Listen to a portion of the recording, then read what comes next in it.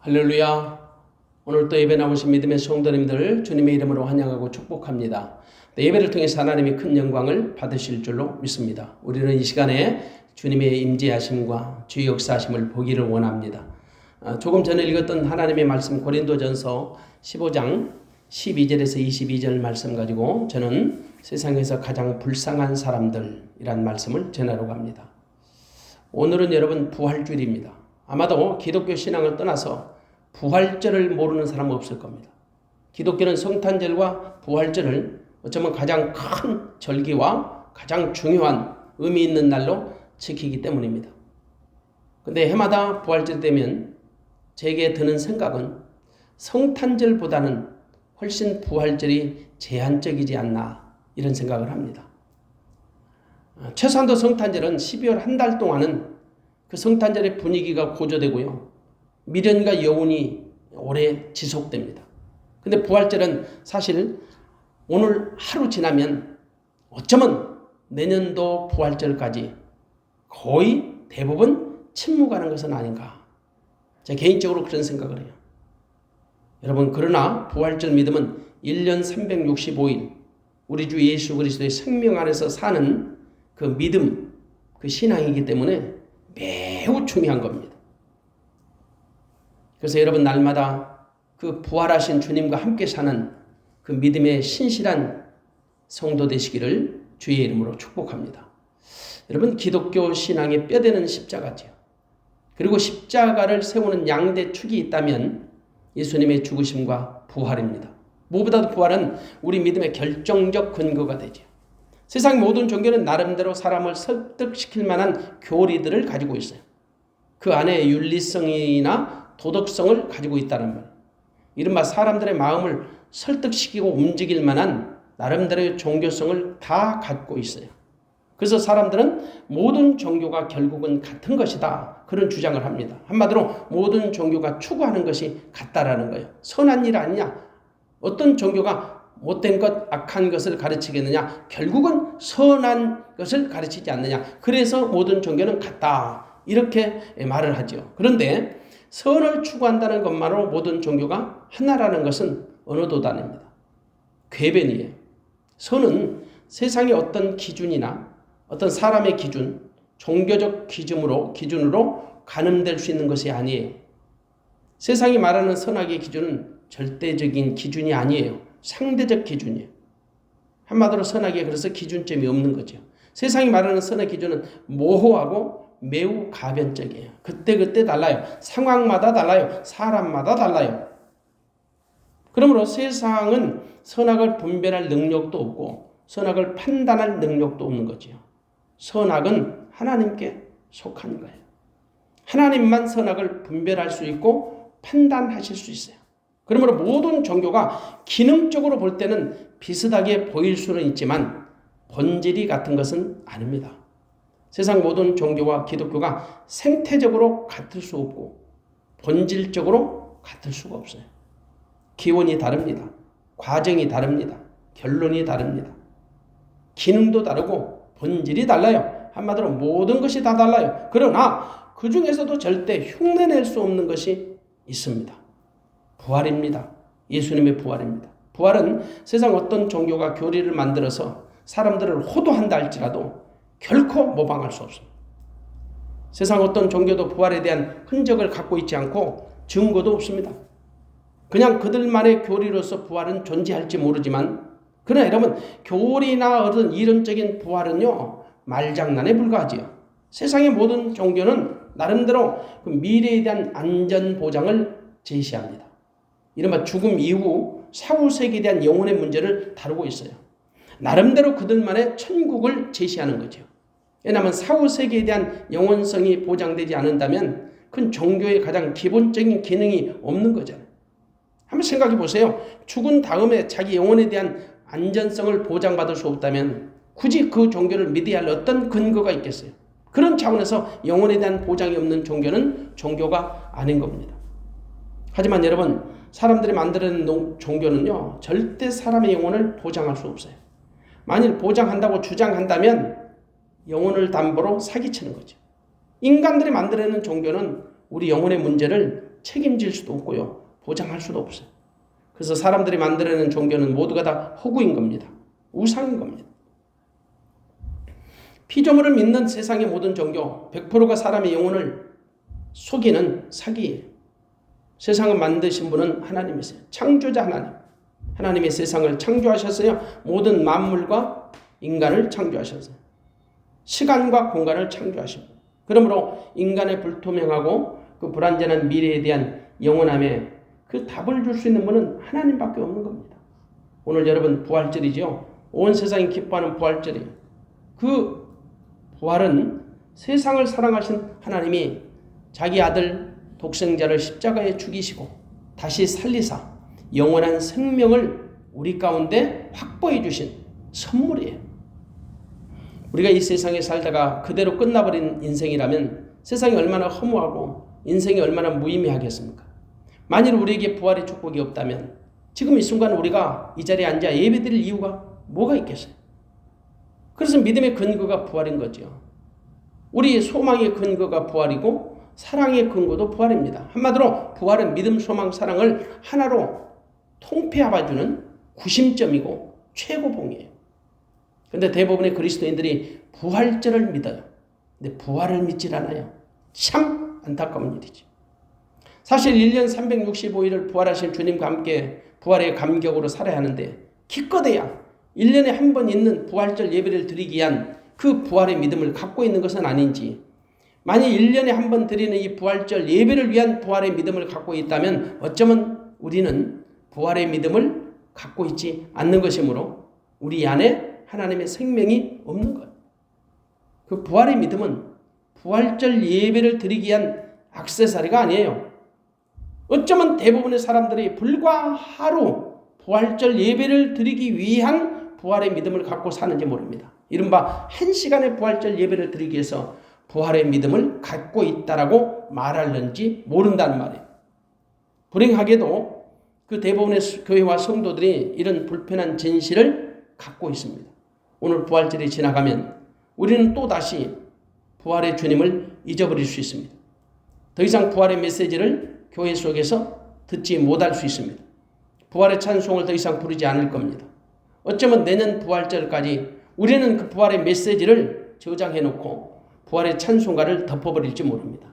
사실 교회가 그동안 그렇게 훈련되어 왔는 것을 부인할 수 없을 겁니다. 그래서 우리가 가끔 평상시 부활에 관한 찬송을 부르는 것이 어쩌면 그렇게 어색하고 쑥스럽게 생각할지도 몰라요. 부활절이 아닌 다른 날 우리가 부활 찬송을 부르거나 혹은 부활의 메시지를 듣게 될 때 우리는 왠지 모르게 쑥스러워합니다. 근데 고난에 관한 메시지는요, 심심치 않게 선포합니다. 고난에 관한 찬송도 흐느끼면서 자주 합니다. 근데 왜 부활의 메시지나 찬송은 꼭 부활절 하루 1시간에 고착되어 있는 것일까? 저는 가끔씩 그런 생각을 해요. 어쩌면 이것은 부활의 믿음을 희석시키는 원수막이 약한 것의 괴계가 아닐까라는 생각입니다. 여러분, 세상 모든 사람은 죽음을 공감합니다. 어느 종교 어떤 사람도 인간의 죽음을 부인할 수 없습니다. 사람은 누구나 죽음의 문제를 가지고 고민합니다. 사람은 누구나 죽음 이후의 문제를 가지고 고민해요. 그런데 그 문제는 인간의 고민으로 풀어지는 게 아니죠. 인간의 수고나 노력으로 풀어질 수 없어요. 어떤 사람이나 어떤 종교도 해결해 줄 수 없는 문제예요. 그건 인간의 영혼을 결정하는 문제입니다. 한마디로 영원한 세계를 결정하는 문제이기 때문에 사람은 이 문제를 해결할 수 없어요. 왜요? 영혼은 하나님께 속한 거예요. 영원도 하나님께 속했고 영혼도 하나님께 속했어요. 그러므로 내세에 속한 모든 영혼은 하나님께 달린 겁니다. 믿음의 본질이 뭡니까? 믿음의 본질은 여러 가지라고 말할 수 있지만 가장 기본적이고 핵심적 본질은 죽음 이후의 문제를 해결해 주는 겁니다. 그런데 과연 죽음 이후의 문제를 어떤 사람이나 어떤 종교가 해결해 줄 수 있을까요? 없습니다. 하나님만 해결할 수 있습니다. 하나님은 당신의 독생자 예수 그리스도를 통해서 이 문제를 해결해 주셨습니다. 예수님을 십자가에 죽이셔서 죄의 문제를 해결하시고 다시 사는 부활을 통해 영생의 문제를 해결해 주신 거예요. 그래서 기독교는 부활의 종교요, 영생의 종교입니다. 만일 그리스도의 부활이 없다면 세상의 종교와 다를 바가 없겠죠. 굳이 우리가 예수를 그리스도로 믿어야 할 어떤 근거도 가질 수가 없는 거예요. 여러분, 예수님은 성경대로 죽으시고 성경대로 부활하셨습니다. 그리고 부활의 확실한 증거를 보여주셨습니다. 우리는 그 부활하신 주님을 그리스도로 믿습니다. 부활의 주님을 믿는 거죠. 다만 우리의 지성이나 이성으로 믿는 것이 아닙니다. 성령을 통해 믿어지는 믿음으로 부활의 주님을 영접했습니다.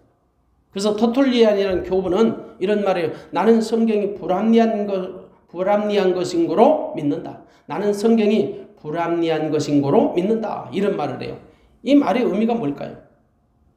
우리 생각으로 성경이 해석이 되고 풀리는 수준의 그런 책이 아니라는 거예요. 우리 생각과 우리 사상으로 우리의 지성이나 이성으로 성경이 이해되어지고 또 납득이 되는 그런 수준의 책이 아니라는 거예요. 오직 성령님께서 우리의 불합리한 생각, 우리의 불합리한 이성 모든 것을 다 무너뜨리게 하고 성령께서 깨달음을 주셔서 성경을 믿음으로 우리가 영접하게 된다는 말이죠. 인간은 여러분 성경을 통해서 예수를 그리스도로 믿는 거예요. 이른바 예수님의 죽으심과 부활하심을 경험하게 되는 거죠. 부활이 뭡니까? 아주 간단하게 말하면 사전적으로는 다시 사는 겁니다. 다시 사는 것. 다시 사는 것은 반드시 전제 조건이 있지요. 죽음이라는 전제 조건이 필요해요. 죽음은 부활의 필수 조건이에요. 그렇다면 이 부활의 성경적 의미는 무엇일까? 저는 부활의 성경적 의미는 하나님의 새로운 창조, 새 창조라고 말씀드릴 수 있습니다. 오늘 고린도전서 15장 42절부터 44절까지 말씀을 한번 읽어보겠습니다. 42절에서 44절. 죽은 자의 부활도 이와 같으니 썩을 것으로 심고 썩지 아니할 것으로 다시 살며 욕된 것으로 심고 영광스러운 것으로 다시 살며 약한 것으로 심고 강한 것으로 다시 살며 육의 몸으로 심고 신령한 몸으로 다시 사나니 육의 몸이 있은즉 또 신령한 몸이 있느니라. 다시 살며 다시 살며 다시 살며 부활이죠. 이른바 새로운 창조를 얘기하는 거예요. 오늘 42절 말씀 보니까 죽은 자의 부활도 이와 같으니 썩을 것으로 심고 썩지 아니할 것으로 다시 살며, 여기서 죽어야 할 것은 무엇일까요? 썩을 겁니다. 그러면 다시 사는 것은요? 썩지 아니할 거예요. 썩지 아니하는 것이 새 창조예요. 썩지 아니할 것이 부활인 거죠. 물론 엄밀하게 말하면 본문에 썩지 아니할 것은 부활한 그 모습이죠. 부활 체험 모습이에요. 부활 체험 모습. 또 그런 차원에서 43절도 해석이 가능합니다. 욕된 것은 죽어야 할 것입니다. 영광스러운 것은 부활이라는 새 창조입니다. 약한 것은 죽어야 할 것입니다. 강한 것은 새 창조의 부활입니다. 또 44절도 마찬가지예요. 육의 몸이 죽어야 할 것이에요. 신령한 몸이 새 창조의 부활입니다. 이른바 부활은 그래서 새로운 창조, 새 창조라고 말씀드리는 거예요. 그런데 다시 살리는 새 창조의 부활을 누가 하십니까? 45절 보겠습니다. 기록된 바 첫사람 아담은 산 영이 되었다함과 같이 마지막 아담은 살려주는 영이 되었나니. 살리는 영은 마지막 아담입니다. 예수 그리스도지요. 다시 말해서 새 창조의 부활을 누가 하신다는 겁니까? 마지막 아담이신 예수 그리스도께서 하신다는 거예요. 왜? 예수님은 살려주는 영이세요. 45절에 산 영과 살리는 영은 전혀 다릅니다. 산 영은 살리는 영으로 말미암아 주어지는 결과물이에요. 그리스도를 믿는 자는 주님으로 말미암아 산 영을 입은 사람이에요. 산 영이 된 사람들이에요. 살리시는 영 예수 그리스도로 통해서 우리가 그분의 산 영이 된 겁니다. 다시 말해서 예수님께 붙어있는 자는 예수님이 공급하시는 생명으로 살게 된다라는 말이죠. 요한복음 15장에 나오는 그 포도나무의 비유를 한번 우리가 생각해 보세요. 포도나무 가지는 포도나무에 붙어 있으면 절로 과실을 맺습니다. 마찬가지로 가지된 우리도 포도나이신 주님께 붙어 있으면 자동적으로 주님이 공급하시는 생명을 누리게 되는 거예요. 주 안에 거하는 자는 주님으로 말미암아 주님이 공급하시는 생명을 누리게 된다는 말씀이죠. 한마디로 살리는 영이신 예수님께 붙어있기만 하면 예수 그리스도로 말미암아 우리가 산 영이 된다.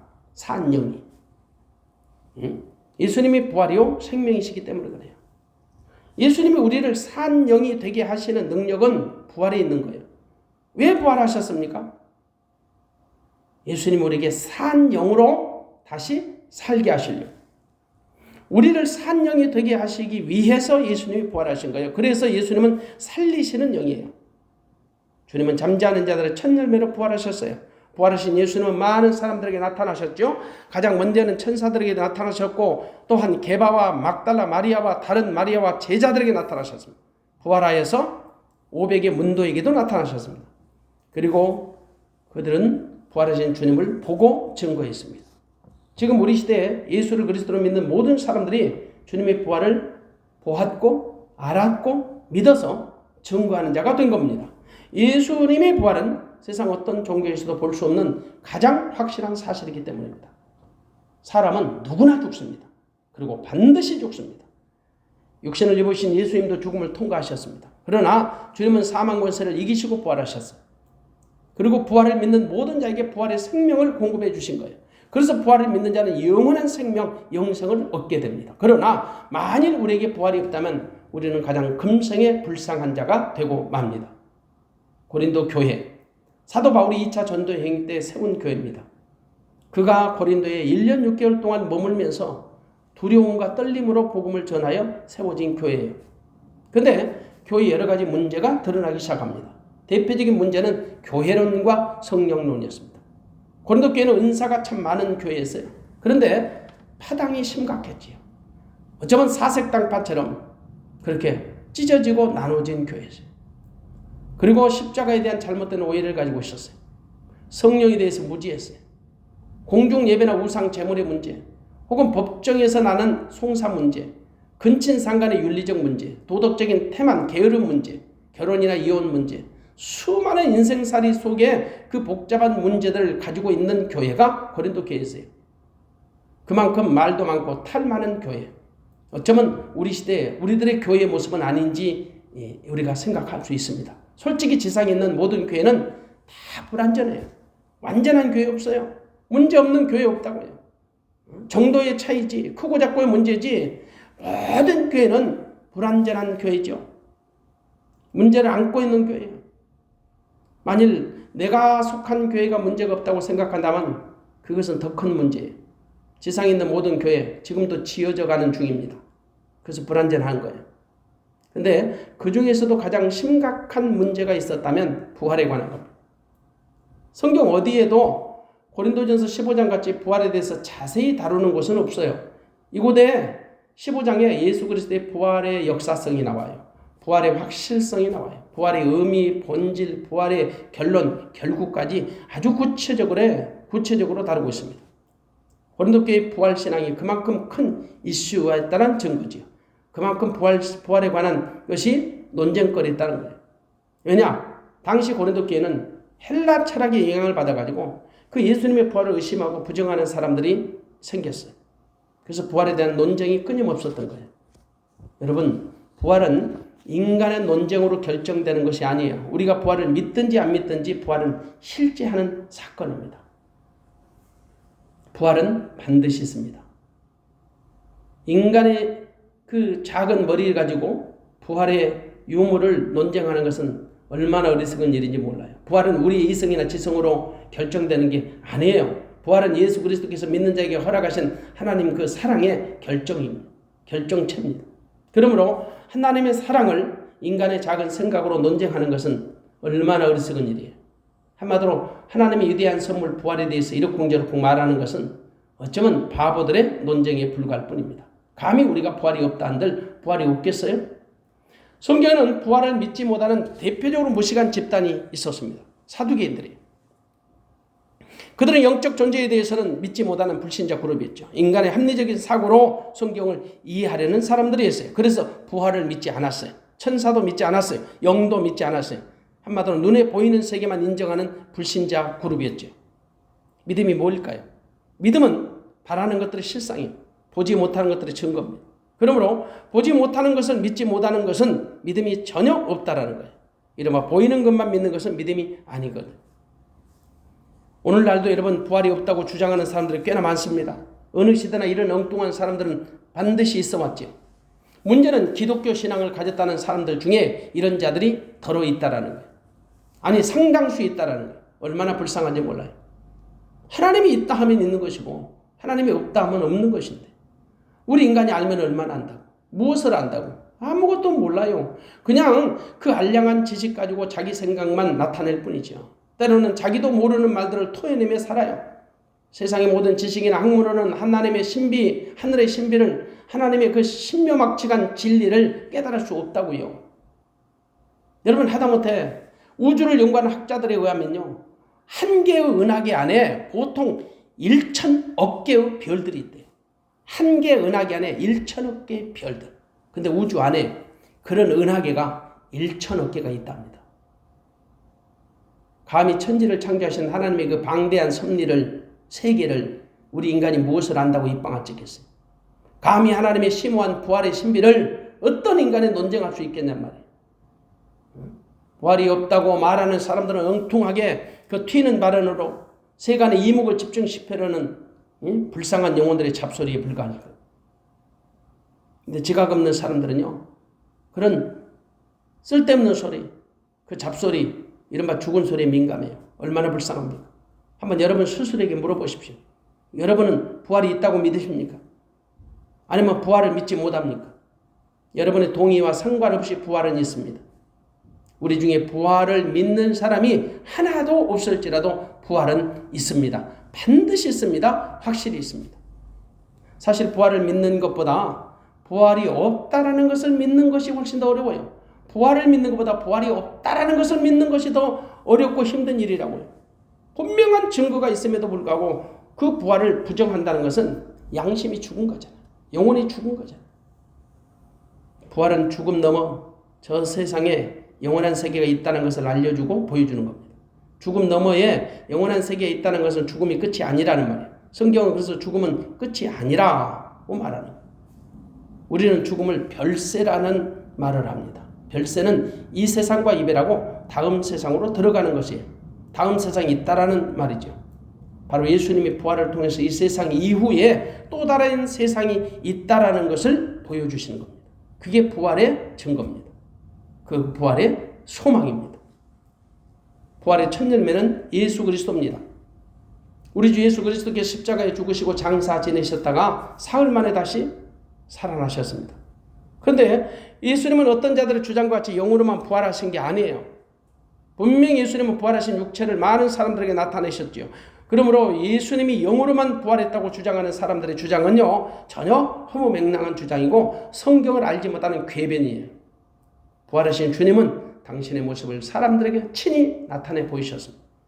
이것은 장차 믿는 자들의 부활의 모습을 우리에게 확인시켜주고 증거해 주시는, 보증해 주시는 증거입니다. 부활은 기독교 신앙의 핵심이죠. 기독교는 이 세상으로 끝나는 종교가 아니라 영원한 세상으로 우리를 인도하는 거듭남의 종교요, 영생의 종교입니다. 부활은 이 세상과 저 세상을 연결해주는 통로예요. 브릿지, 다리라고요. 그러므로 우리는 부활의 믿음을 가져야 합니다. 항상 부활신앙으로 살아야 합니다. 부활은 여러분 현재적 믿음을 견고하게 해줍니다. 그리고 미래적 내세의 믿음을 공고하게 해줍니다. 그래서 사단은 예나 지금이나 부활을 방해하려고 발광을 하는 거예요. 지금도 부활의 믿음을 갖지 못하도록 발광을 해요. 부활을 희석시키려고 몸부림을 쳐요. 부활이 있다 없다는 논쟁으로부터 시작해서 부활을 의심하게 만듭니다. 부활의 믿음을 갖지 못하게 합니다. 하지만 우리 주님은 원수막이 약한 것을 이기시고 승리하셔서 부활하신 겁니다. 주님은 분명히 부활하셨죠. 만일 죽은 자의 부활이 없었다면 우리 주님도 다시 살아나지 않으셨을 것입니다. 또한 우리 주님의 부활이 없었다면 우리의 부활도 있을 수 없을 것입니다. 그래서 부활이 없었다면 우리의 믿음은 헛것이고 우리가 지금까지 전한 복음이 헛된 것이 되었을 것입니다. 그리고 우리 믿음이나 복음이 헛된 것이었다면 우리는 여전히 죄 가운데 있을 것입니다. 우리가 여전히 죄 가운데 있었다면 우리는 망하였을 것입니다. 이것이 우리에게 부활이 주는 효력입니다. 부활이 주는 능력입니다. 부활의 권능입니다. 그래서 우리에게 부활이 없다면 금생에 가장 불쌍한 사람이라 제가 말씀드리는 겁니다. 주님은 부활하셨습니다. 우리 주님은 잠자는 첫 열매로 다시 살아나셨습니다. 그래서 믿는 자는 주님의 부활에 참여할 수가 있는 겁니다. 그래서 부활의 믿음을 믿는 자, 부활의 믿음에 참여한 자가 복된 사람입니다. 여러분, 예수 안에 생명의 부활이 있습니다. 그러나 예수밖에는 심판의 부활이 있지요. 부활은 두 종류가 있습니다. 생명의 부활도 있고 심판의 부활도 있어요. 요한복음 5장 29절 우리가 잘 아는 말씀입니다. 선한 일을 행한 자는 생명의 부활로, 악한 일을 행한 자는 심판의 부활로 나오리라. 선한 일을 행한 자는 믿는 자입니다. 악한 일을 행한 자는 불신자지요. 그래서 생명의 부활은 신자의 부활이고 심판의 부활은 불신자의 부활이에요. 그리고 신자의 부활은 영생의 부활이고 불신자의 부활은 영벌의 부활인 거예요. 이른바 이 땅에서 하나님의 선한 일에 참여한 사람은 영생을 얻기 위해서 부활하고, 하나님의 선한 일에 참여하지 못한 악한 사람들은 심판을 받기 위해서 부활하는 거예요.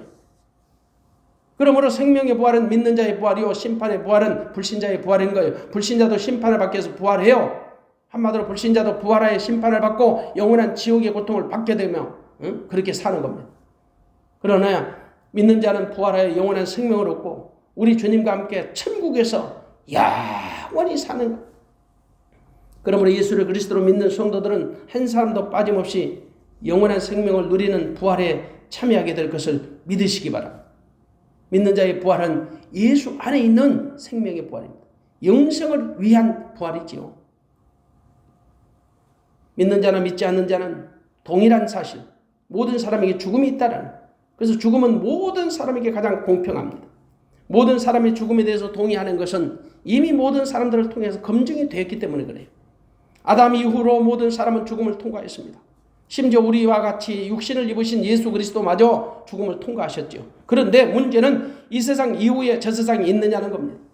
그래서 모든 사람의 공통의 관심사는 죽음 이후의 문제죠. 사후 세계에 대한 문제. 과연 죽음 이후 저 세상이 있느냐는 거예요.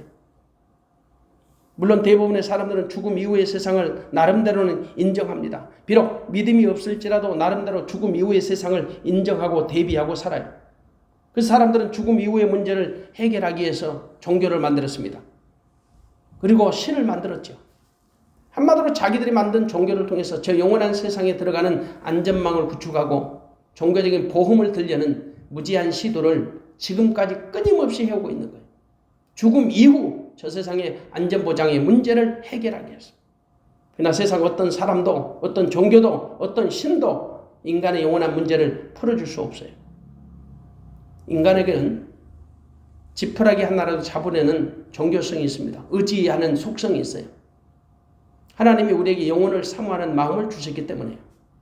그런데 영혼을 주신 하나님을 찾아야 하는데 세상에서 이 문제를 해결하려고 하니까 문제가 꼬이고 더 얽혀버리고 더 복잡해져요. 분명한 것은 어떤 사람도 하나님을 떠나서는 영원한 문제를 해결할 수 없습니다. 이생이나 저생이나 모든 세상 하나님께 속한 거죠.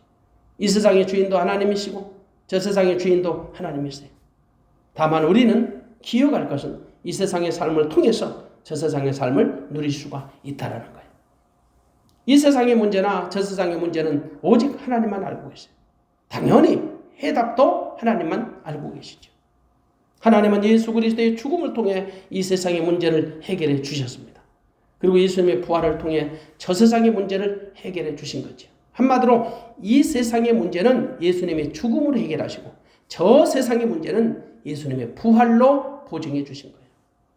그러므로 예수님의 부활보다 죽음 이후의 문제를 확실하게 해주는 것은 없습니다. 부활보다 저 영원한 세상의 문제를 확고하게 해주는 건 없어요. 부활은 영원한 저 세상을 가장 선명하게 보여주는 하나님의 독특한 사랑입니다. 그래서 부활의 믿음을 가진 자가 복이 있는 거예요. 모든 사람에게 죽음이 있듯이 죽음 이후에 반드시 심판이 있습니다. 분명한 것은 모든 사람은 반드시 한 번 죽고 반드시 부활한다는 거지요. 그러므로 믿는 자는 죽음을 두려워하지 말아야 합니다. 반드시 우리 주님께서 깨워주실 거니까. 그래서 믿는 자는 죽음을 담대하게 받아들일 수 있어요. 왜? 죽음을 통과하면 더 좋은 천국이 예비되어 있기 때문에. 더 좋은 천국, 더 좋은 부활을 우리 가운데 예배해 놓고 계시기 때문에. 히브리서 11장 35절에 보면 더 좋은 부활이라는 단어, 더 좋은 부활. 이 더 좋은 부활은 첫째 부활입니다. 사실 부활은 큰 틀에서 보면 3번에 걸쳐서 이루어져요. 분명히 성경에도 23절에가 그러나 각각 자기 차례대로 드리니 먼저는 천열매인 그리스도요 다음에는 그리스도 강림하실 때에 거기에 붙은 자요 그 후에는 나중이니 저가 모든 정사와 모든 권세와 능력을 멸하시고 나라를 아버지 하나님께 바칠 때라. 각각 자기 차례대로 된다고 그 순서를 정하고 있어요. 먼저, 다음, 나중. 먼저는 천열매인 예수 그리스도. 예수님은 잠자는 자로 천열매로 부활하셨죠. 그러니까 예수님이 가장 먼저. 그리고 다음에는 예수 그리스도 강림하실 때에 그에게 붙은 사람. 그리스도 강림하실 때에 그에게 붙은 사람. 이 사람들을 우리는 첫 번째 부활, 첫째 부활에 참여한 자라고 말하는 거예요. 성경에는 둘째 부활이라는 단어는 없어요. 첫째 부활은 있습니다. 둘째 부활은 단어는 없어요. 그러나 요한계시록 20장 4절 5절을 보면 첫째 부활은 나와요. 그 첫째 부활에 모든 죽은 자가 다 살아나는 것은 아니에요. 분명히 거기에 첫째 부활에 참여할 자를 얘기하고 있어요. 말씀을 인해 목배임을 받은 자, 이른바 순교자죠. 그리고 이마와 손에 짐승의 표를 받지 않는 사람. 이 사람들이 첫째 부활을 참여하는데 이 사람들이 첫째 부활은 왜 참여하는가? 그리스도와 더불어 천년 동안 왕노릇하기 위해서 부활하는 거예요. 나머지는 요한복음 5장 29절의 부활을 이루기 위해서 부활합니다. 이른바 둘째 부활이죠. 천년왕국 후에 모든 정사와 모든 권세와 능력을 멸하시고 나라를 아버지 하나님께 바칠 때에 요한복음 5장 29절의 부활이 이루어지는 거예요. 선한 일을 행한 자는 생명의 부활로 악한 일을 행한 자는 심판의 부활로 나오리라. 선악간의 심판을 받기 위해서 부활하게 되는 거죠. 우리는 첫째 부활이 더 좋은 부활이라는 사실을 인정해야 합니다. 우리는 첫째 부활에 참여합니다. 왜? 그리스도와 함께 천년 동안 왕노릇하기 때문에 그 천년 왕국이 우리에게 준 하나님의 상급이에요. 그게 축복이에요. 그래서 우리는 날마다 그리스도 예수 안에서 첫째 부활에 참여하는 자가 되기 위해서 주를 향하여 달려가는 겁니다. 여러분, 우리는 다 첫째 부활에 참여해야 해요. 부활 있습니다. 반드시 있습니다. 우리는 그 부활을 믿습니다. 우리 주님께서 십자가에서 죽으시고 장사에 지낸 바 되셨다가 사흘 만에 부활하셨어요. 그 부활은 나를 위한 부활이에요. 나에게 영생 주시려는 부활이에요. 그러므로 주님의 부활에 대해서 의심하거나 혹은 불신하는 것은 자기 영혼을 저주하는 망령된 행실입니다. 결코 우리 중에 아무도 부활의 믿음을 갖지 못하는 어리석은 영혼이 없기를 주의 이름으로 축복합니다. 우리 주님 부활의 믿음으로 말미암아 우리도 역시 주님과 함께 부활할 것을 믿는 믿음을 가지시기를 주님의 이름으로 축복합니다. 부활을 믿지 못하는 영혼들은 세상에서 가장 불쌍하지요. 부활을 몰라서 믿지 못하는 불신자도 있고 부활의 소식을 들었고 알면서도 믿지 못하는 사람들도 없지 않아 있어요. 둘 다 불쌍해요. 그러나 무엇보다 불쌍한 사람은 부활을 인정하는 것처럼 말하면서도 부활을 믿지 못하는 사람들이에요. 이른바 믿음의 공동체 속에 살면서 부활을 듣고 노래하던 자들이 부활을 인정하지 못하고 믿지 못하는 것은 세상에서 가장 불쌍한 사람들이다. 여러분, 예수님의 부활을 믿으십니까? 그분 안에 내가 부활했음을 믿으시냐고요? 오직 주님 안에 생명의 부활이 있음을 확실하게 믿는 자가 되시기 바랍니다. 예수님 부활하셨어요. 그리고 영으로 그리스도로 우리 안에 지금 나와 함께 살고 계세요. 그래서 이제는 내가 사는 게 아니라 내 안에 계신 주님의 이름으로 사는 거고 주님의 은혜로 사는 거고 주님의 능력으로 사는 거예요. 결코 내가 사는 게 아니에요. 부활하신 주님이 주시는 능력으로 사는 거예요. 그분의 생명으로 사는 거예요. 나는 부활이요 생명이라. 그래서 우리는 그리스도와 함께 사는 것은 결국은 부활을 우리가 맛보고 누리고 사는 것이다. 그 사람이 최고로 행복한 사람. 결론적으로 말씀드리면 우리 주님의 부활은 누구를 위한 부활이냐? 나를 위한 부활이에요. 믿는 자를 위한 부활이에요. 그 부활을 믿는 사람이 복된 사람이에요. 만일 여러분 부활이 없다면 우리 주님의 죽으심이 없었을 겁니다. 주님의 죽으심이 없다면 부활이 없었을 테지. 그러면 우리는 가장 불쌍한 사람. 부활이 없는 믿음, 영생이 없는 믿음 모두가 다 헛것입니다. 우리 모두 예수 그리스도의 부활을 믿어 생명의 부활에 참여하시기를 주님의 이름으로 축복합니다. 아니 모두가 다 그리스도의 부활 안에서 그리스도의 생명의 부활을 맛보고 살기를 주의 이름으로 축복합니다. 무엇보다도 주님과 함께 천년왕국을 누리는 첫째 부활에 참여한 자가 되시기를 주님의 이름으로 축복합니다. 예수 그리스도의 부활, 그것은 오직 나를 위한 부활입니다. 내 영혼을 소생시키시고 하나님의 나라에 합당한 자로 살아갈 수 있도록 영원한 생명을 허락하신 부활, 그 부활의 믿음에 참여한 성도가 되시기를 주님의 이름으로 축복합니다. 다만 부활을 믿는 것으로 만족하지 마시고 온 누리에 이 좋은 소식을 증거하는 복음의 전사들이 되시기를, 복음의 증인들이 되시기를 주님의 이름으로 축복합니다. 부활의 증인들이 되시기를 주님의 이름으로 축원합니다.